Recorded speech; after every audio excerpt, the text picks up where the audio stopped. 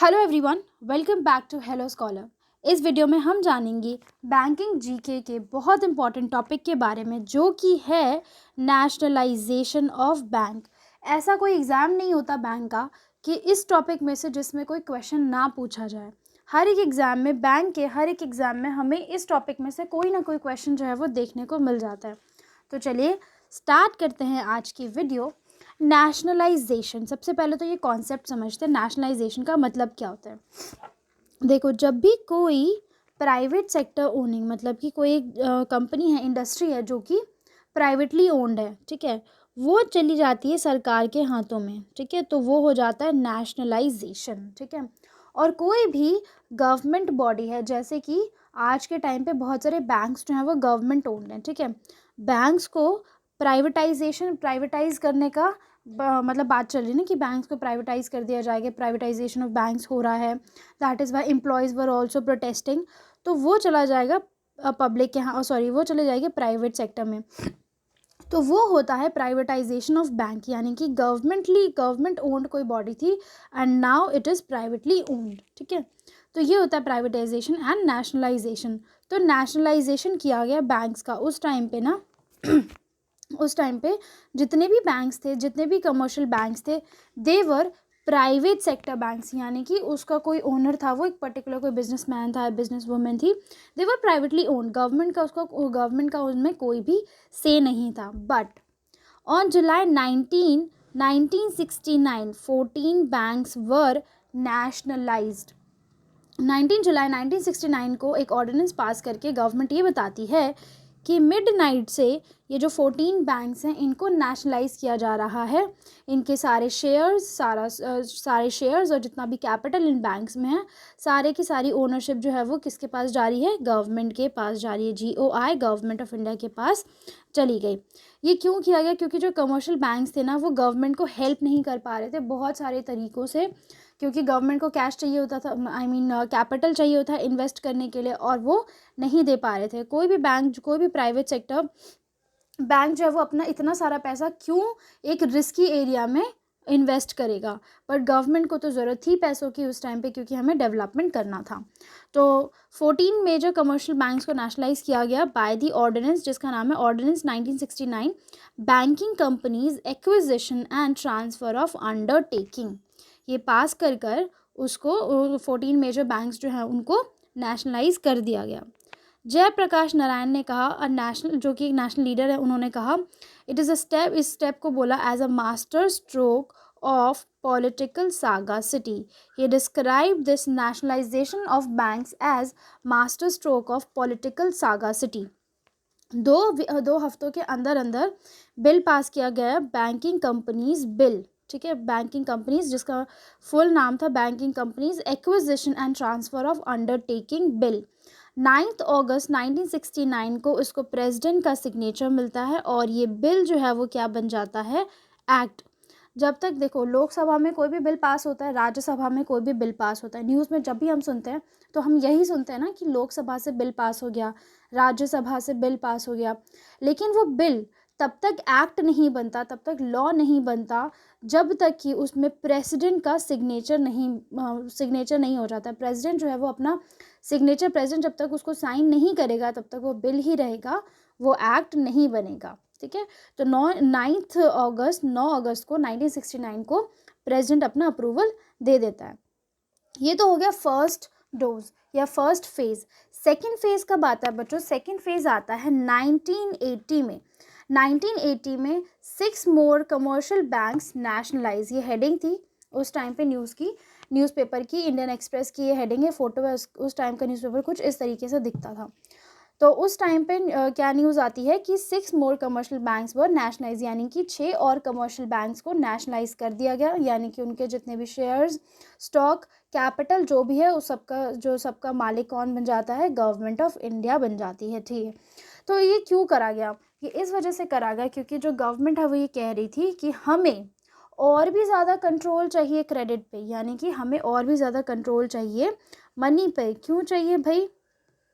इसलिए चाहिए क्योंकि जो गवर्नमेंट है उसको डेवलपमेंट के लिए क्या चाहिए? पैसा चाहिए। पैसा कहाँ से आएगा, बैंक्स के पास ही तो लोग अपना पैसा डिपॉजिट करते हैं ना। तो जब हम बैंक्स के पास अपना पैसा डिपॉजिट करते हैं तो क्या होता है, बैंक उस पैसे को कुछ अमाउंट अपने पास रखता है और कुछ अमाउंट को क्या कर देता है, इन्वेस्ट कर देता है, ठीक है। बट उस टाइम पे ये चीज़ नहीं हो रही थी।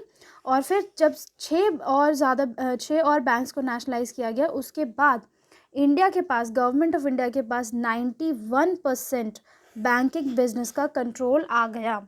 यानी कि अब आप सोच सकते हो कि कितना ज़्यादा गवर्नमेंट का कंट्रोल हो गया बैंकिंग सेक्टर में।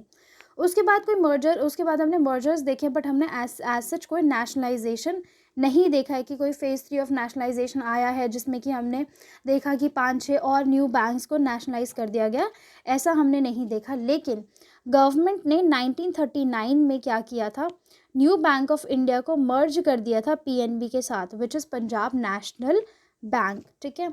अब हम देखते हैं कि 14 बैंक्स जिनको नेशनलाइज किया गया था उनका नाम क्या है। Allahabad bank, bank of Baroda, bank of India, bank of Maharashtra, central bank of India, Canara bank, Dena bank, Indian bank, Indian overseas bank, Punjab national bank, syndicate bank, UCO bank, union bank and united bank of India. इन सारे 14 banks को nationalise किया गया था 1969 में। अब हम देखते हैं कि 1980 में किन बैंक्स को नेशनलाइज किया गया था। Andhra bank, cooperation bank, new bank of India, oriental bank of commerce, Punjab and Sind bank and Vijaya bank. ये 6 बैंक्स थे जिनको कि 1980 में नेशनलाइज किया गया था। We can say that second phase of nationalisation में, ठीक है। ये 6 बैंक्स थे। अब हम देखते हैं कि नेशनलाइजेशन क्यों ज़रूरी था। सबसे पहला reason, social welfare. Social welfare कैसा, हम सब जानते हैं कि जब हमारा पार्टीशन हुआ था, पार्टीशन के 30, 40, 50 साल तक, अगर हम आज भी देखते तो भी काफ़ी जो लोग हैं वो एग्रीकल्चर पे डिपेंडेंट है, राइट। उस टाइम पे भी एग्रीकल्चर पे बहुत ज़्यादा लोग डिपेंडेंट थे। Around 70% of the population resided in rural areas. तो आप समझ सकते हैं कि कितना ज़्यादा एग्रीकल्चर सेक्टर को डेवलपमेंट की ज़रूरत थी। अब डेवलपमेंट तो है वो बिना पैसों के तो होगा नहीं, उसके लिए चाहिए मनी। मनी कहाँ से आएगा, बैंक से। बैंक्स को इसी वजह से नेशनलाइज किया गया क्योंकि बैंक जो थे वो पैसा नहीं दे रहे थे सरकार को। कंट्रोलिंग प्राइवेट मोनोपोलीज, कैसे, बैंक का मन करेगा वो पैसा खर्च करेगी, बैंक का मन करेगा वो पैसा इन्वेस्ट करेगी, बैंक का मन करेगा तो फ्लो ऑफ क्रेडिट रहेगा, अदरवाइज नहीं रहेगा। बैंक की मर्जी कि वो कहीं अपना पैसा कहाँ खर्च करती है, कहाँ नहीं करती है।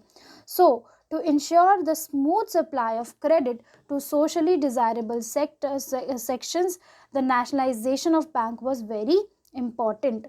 Then another is expansion of banking, यानी कि जैसे जहाँ पे, जैसे कि मान लो एक सिटी एरिया है, ठीक है, सिटी एरिया में बैंक है, तो वहाँ पर जो लोग होंगे वो बैंकिंग फैसिलिटीज़ अवेल करेंगे, ठीक है, क्योंकि उनके पास पैसा है, वो जाएंगे बैंक से, बैंक में पैसा डिपॉजिट करेंगे, ठीक है, बैंक से थोड़ा बहुत उधार भी लेंगे, लोन भी लेंगे, क्रेडिट भी लेंगे, राइट। लेकिन एक रूरल एरिया है, रूरल एरिया की पॉपुलेशन भी कम होती है और लोगों को उनको इतने डिज़ायर भी नहीं होती कि वो बैंक्स को इस्तेमाल करें, उनको बैंकिंग फैसिलिटी इस्तेमाल करनी भी नहीं आती थी। तो बैंक्स जो थे वो अनबैंक्ड एरिया में पहुँचाना है उनको, उनका जो नेटवर्क है उसको और भी ज़्यादा वास्ट करना है। तो ये चीज़ जो है वो गवर्नमेंट ने करी। प्राइवेट सेक्टर, जब ये प्राइवेटली ओन्ड थे तब हमें ये चीज़ देखने को नहीं मिली। चौथा है reducing regional imbalance. Reducing regional imbalance का क्या मतलब हो गया बच्चों, कि जैसे जहाँ बैंक है दैट वर अर्बन एरिया, जहाँ बैंक नहीं है वो एक रूरल एरिया, तो जो अर्बन रूरल डिवाइड था ना, इसको थोड़ा सा कम करने के लिए, क्योंकि देखो अर्बन एरियाज़ में क्या हो जाता है, जहाँ पे भी बैंक होता है ना वहाँ पर फैसिलिटी ज़्यादा होती है, फैसिलिटीज़ इज़ मोर, और जो डेवलपमेंट है वो भी देखने को मिलता है। लेकिन जहाँ रूरल एरिया है वहाँ पर बैंक नहीं है और डेवलपमेंट भी नहीं हो पाता है, क्योंकि बैंक वहाँ होता है तो उसका मतलब क्या होता है, वहाँ पर पैसा है, क्रेडिट है, इंसान जाकर लोन लेकर अपना डेवलपमेंट जो है वो कर सकता है। उसके बाद उसको जहाँ पे उसने इन्वेस्ट किया वहाँ से प्रॉफिट कमाकर बैंक को दोबारा रिटर्न कर देते हैं। हम इंस्टॉलमेंट में ही तो लोन पे करते हैं, एक साथ तो नहीं करते हैं। लेकिन जिस टाइम पे हमें कोई कमोडिटी परचेज़ करनी है या कोई चीज़ परचेज़ करनी है, सपोज़ मान लो कि किसान को अपने एग्रीकल्चर में इन्वेस्ट करना है, तो वो जाएगा बैंक से लोन लेगा और अपने एग्रीकल्चर में इन्वेस्ट करेगा।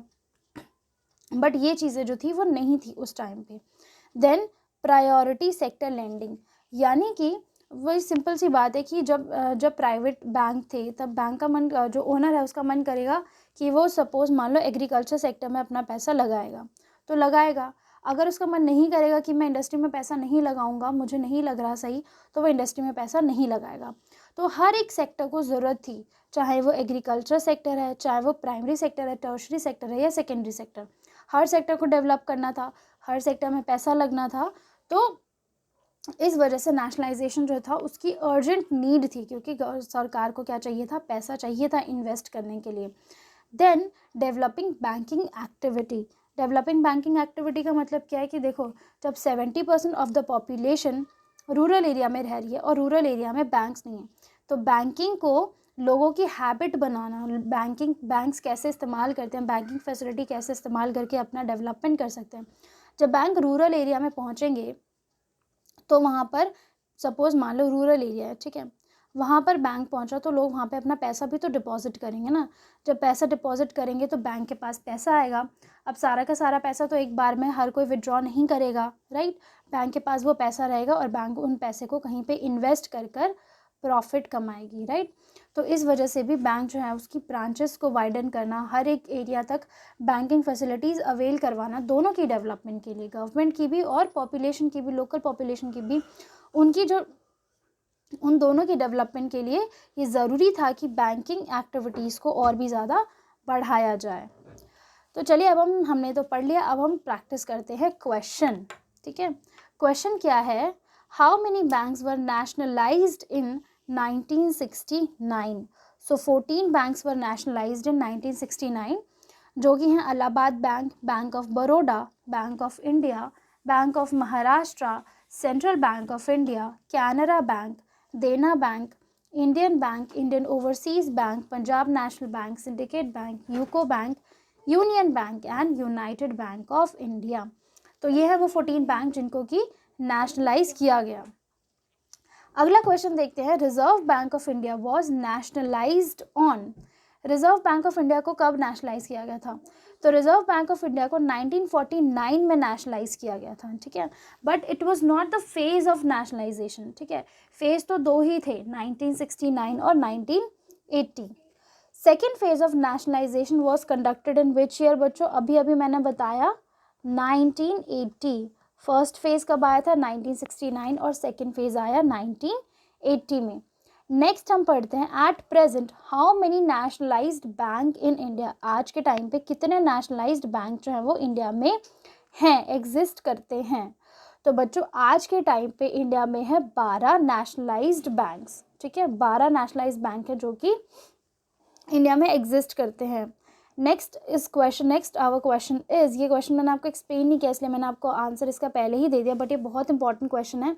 काफ़ी सारे एग्जाम्स में, मेंस में क्वेश्चन देखने को मिलता है, जो कि है, reserve bank of India was nationalised on the basis of reserve bank of India transfer to public ownership act 1948। ये ऑर्डिनेंस, ये एक्ट पास किया गया था, उसके बाद जो है वो बैंक्स को नेशनलाइज किया गया, रिजर्व बैंक ऑफ इंडिया को नेशनलाइज किया गया। यानी कि इसका मतलब क्या हो गया, जितना भी स्टॉक है, जितना भी शेयर्स हैं और जितना भी कैपिटल है बैंक का, वो चला जाएगा गवर्नमेंट के हाथों में, ठीक है।